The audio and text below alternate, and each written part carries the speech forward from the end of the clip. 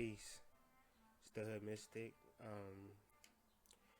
The website is www.hoodmystic.com. Today, we're continuing our practical uses of the universal law. Today, we're going to be talking about the importance of visualization and how we probably missed the boat, so we're gonna just deal with it. It's a lot of information. Visualization is important. People often think that daydreaming and fantasy and emotion, well, just daydreaming, fantasy, and just regular thought is a part of visualization, but in actuality, visualization is something completely different. So we're talking about law of attraction. We're talking about manifesting things that we truly want. I just want to open up this with the quote from JFK. We chose to go to the moon. We choose to go to the moon in this decade and do the other things, not because they are easy, but because they are hard. Because that goal will serve to organize and measure the best of our energies and skills, because that challenge is one that we are willing to accept, and one we are unwilling to postpone, and one which we intend to win, and the others too. And so with that being said, the point of this talk is to deal with things that we can actually use now, working with our energies and working with our talents, and really bypass a lot of the negativity and the negative emotions that society perpetuates in our daily lives. If we can take control of our emotions, if we can take control of our energy, then we can take control of our life. And that's what the point of this discussion is. It's probably about to be 40 minutes, so hop in, hop out, but it's going to be on YouTube, so you'll be able to listen to it in its entirety when you have time. But to begin with the conversation, to begin with the build, human beings have over 50,000 to 70,000 thoughts per day. And this means between 35 to 48 thoughts per minute per person. And depending on if you have ADHD or trauma or anything of the sort, you might have even more thoughts per day. And that is the danger to life. You can go your whole life not knowing that you can control your thoughts. And that is likened to walking around in the dark. But as we gain knowledge and we begin to understand these universal laws, it's important for us to focus. And in order for us to focus, those thoughts that project us into the future or have our mind in the past,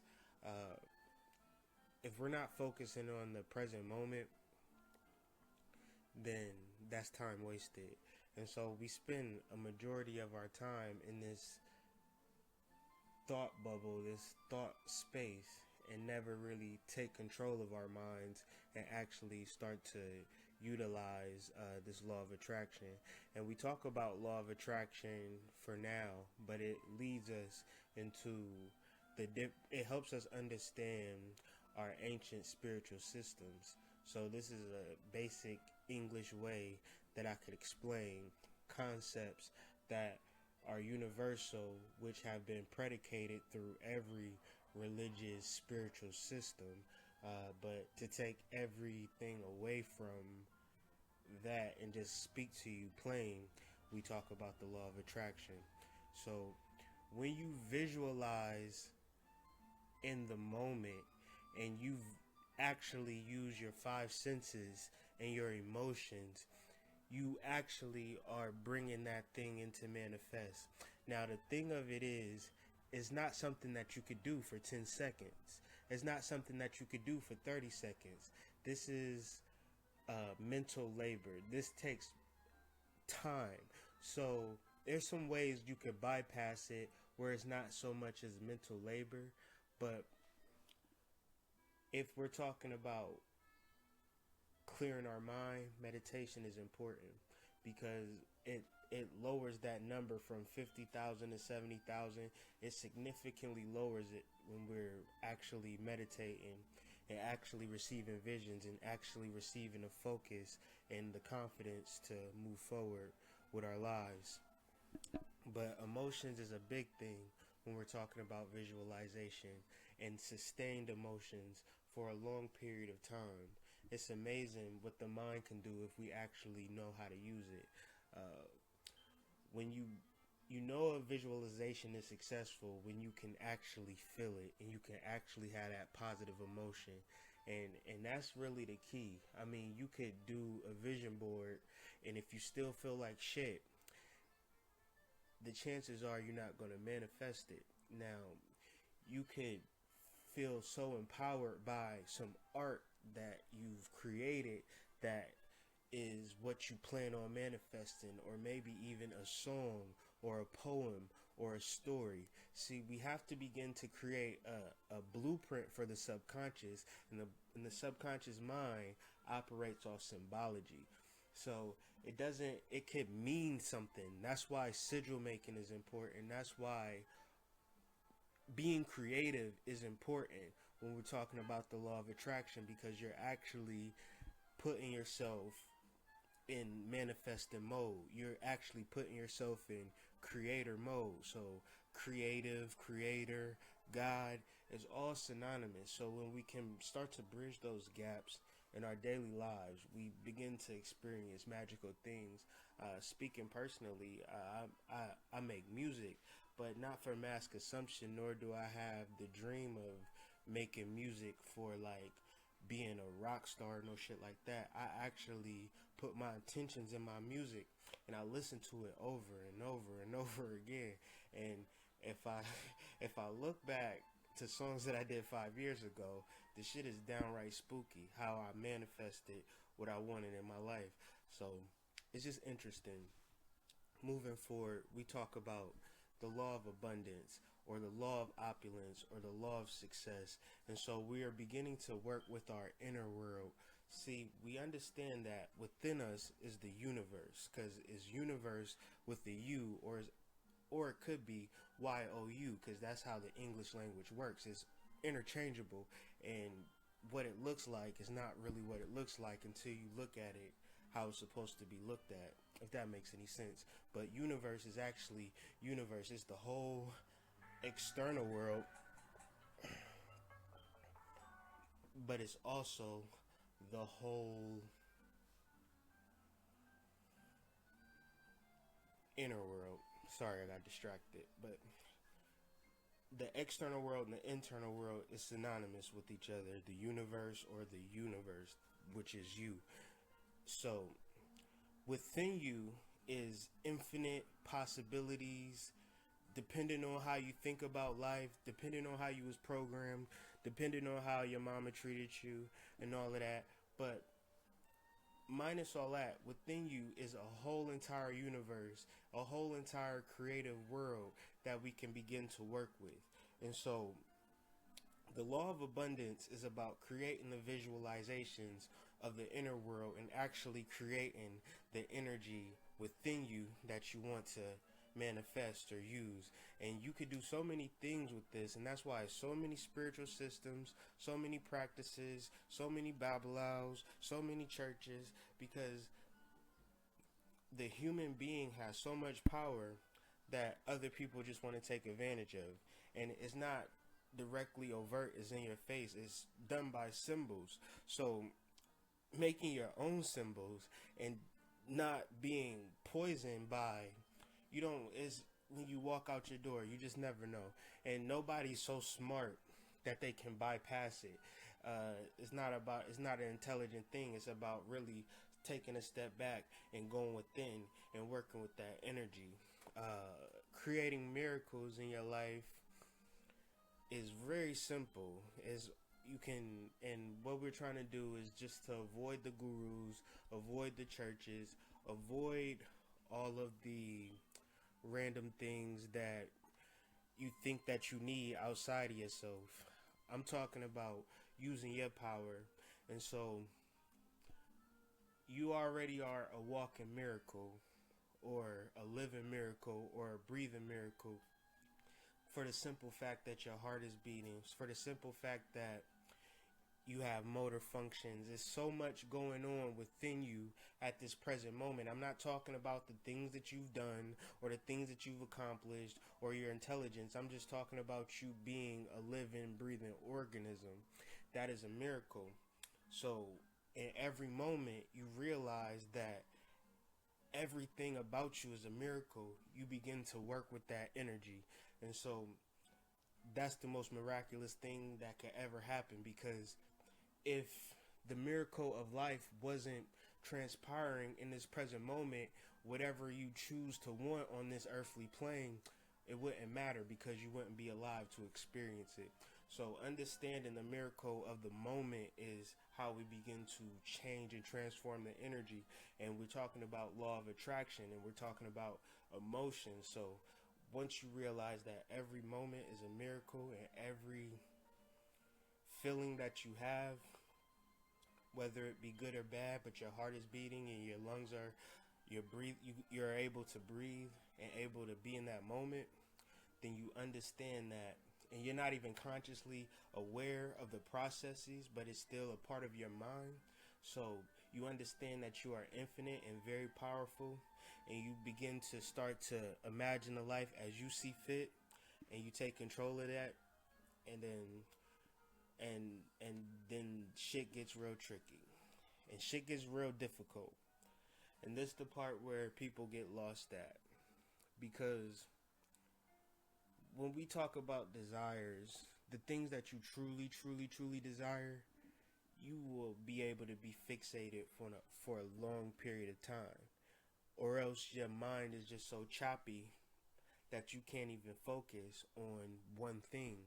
And so the hard part about it is for people to sit and focus on something for a long time and really create the image within ourselves, and really seeing it as perfect, because we're not dealing with the external world.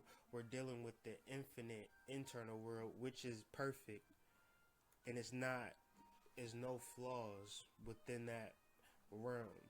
But if your mind and your emotions feel as though whatever you're experiencing is so real that it just breaks your heart, and we go through it every day, and it's really a system designed and programming you to emotionally feel about things that's going to happen anyway.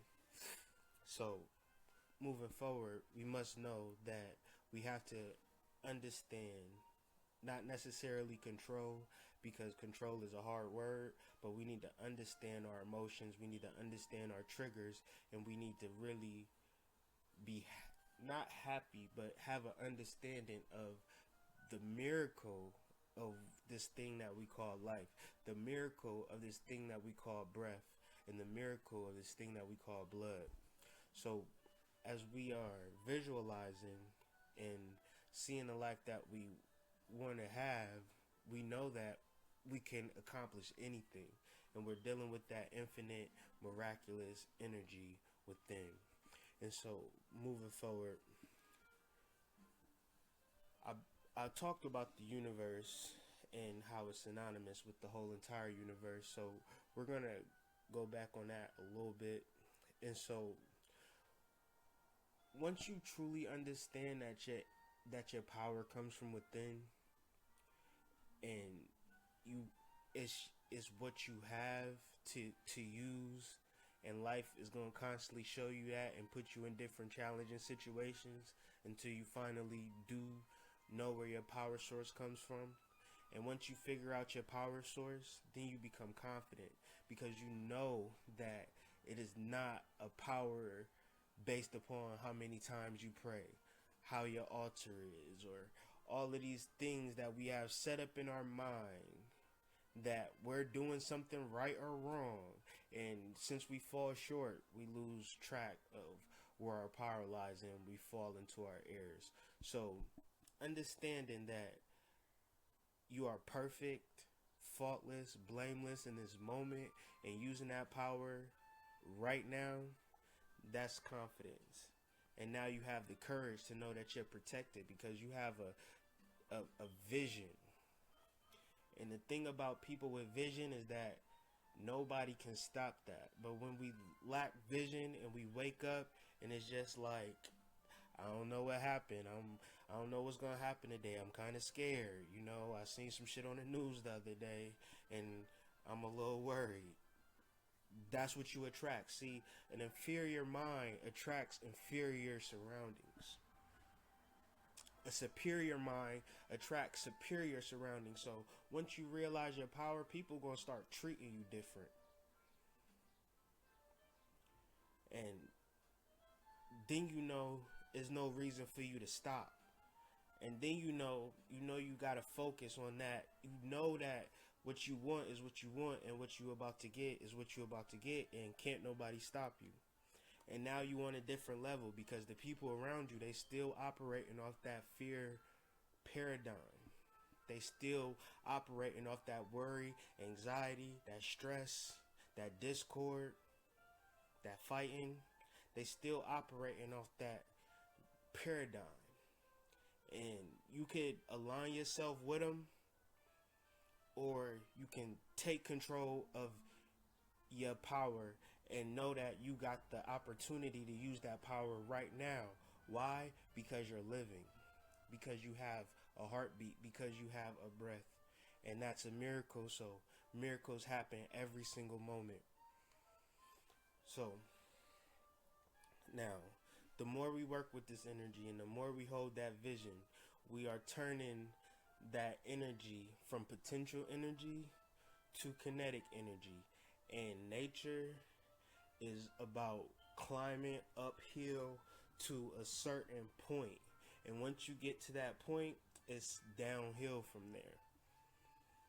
So I like to think about LeVar Ball and Lonzo Ball, how he been speaking this into existence since his child was born, that he was going to be drafted by the Lakers, and he always wore number 2, and then all of a sudden he got drafted number 2 by the Lakers, and it's just like, that's amazing. But you got to understand, it's all downhill from now, but you don't understand the uphill battle, the potential energy that LeVar Ball built within the paradigm of his household about speaking this into existence. This was a daily exercise for 20 years. And it wasn't just about talking about it. Just imagine the jump shots. Just imagine the 3-on-3s in the leagues and the camps, and the AAU ball. That's all part of potential energy. But the difference between LeVar Ball, he had the emotion behind it, and the emotion was just so strong that he just couldn't, he would get on any platform and just speak from his emotions. And that's how you become an unstoppable force. And you know how many niggas spoke against him and said he was all wrong, and everything he did was scrutinized. And even up to the point where, until he got drafted number 2, it was just pessimism and doubt and player hating. And that's how strong you might have to be when you focus on. It's not easy, because everybody around you is like, bro, you should be scared. Did you not see the news yesterday? Did you not see our president? You got to understand the program. You got to understand the program, and you got to bypass it, and you got to create that inner world that's so important that it don't matter what's going on in the external world. It matters, but it ain't going to shake what you got going on in your inner world, because it's not even going to feel the same to you, because you're not even working with the same energy of fear, discord, worry, fear, and anxiety. You on a whole nother level. You're dealing with your inner power. And so if you pay attention to the external world, you can live your whole life in a dark room, and you will live a long life, and it would seem happy, but it's still dark and you still can't see. And that's why it's so important to gain this wisdom. It's so important to gain this knowledge. And if we look at it as something difficult, like we cannot focus for an hour, and so we just don't do it, we act like we can't meditate because we so busy with this external world trying to get money and all of that, then that's living our whole entire lives living in the dark. So once we begin to be clear and stop with the 50,000 or 70,000 thoughts a day and deal with the one supreme thought of just nothingness, then we dealing with energy and we dealing with power. Um, Finishing up, man, just want to touch back on the law of abundance, the law of success. We live in an abundant universe in which there is sufficient money for all who really want it, and all are willing to obey the laws of governing its acquisition.